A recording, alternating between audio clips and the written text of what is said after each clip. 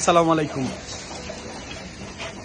প্রথমে এই গরমের এই যে প্রচন্ড গরম, এই গরমে সবাই সাবধান থাকবেন, নিরাপদ থাকবেন। কোনো কর্ম না থাকলে বাসা থেকে বাচ্চা পোলাপান নিয়ে বের হবেন না। বৃদ্ধ লোকেরে বের হতে দেবেন না। কষ্ট হলেও সবাই বাসায় থাকার চেষ্টা করবেন। মূলত ব্যাপার হয়েছিল এই যে ইয়ং জেনারেশন যারা এই উদ্যোগটা নিয়েছে, তাদের মধ্যে প্রধান উদ্যোক্তা হিসাবে রিফাত, মনির, তারপর ওদের সাথে যারা ছোট ভাইরা আছে, ঠিক আছে। আর আমাদের 6 নম্বর ওয়ার্ড, 5 নম্বর ওয়ার্ড, ছাত্রদল, যুবদলের সমস্ত ইউনিট এইটার পিছিয়ে অনেক পরিশ্রম করছে। আবার আশেপাশের জনগণ এইটার পিছিয়ে পরিশ্রম করছে।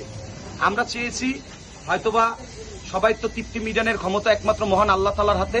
আমরা চেয়েছি শুধুমাত্র আল্লাহ তাআলার নেয়ামত হিসাবে আমরা একটু পানি পৌঁছিয়ে দেওয়ার চেষ্টা করেছি গরিবদের মাঝে।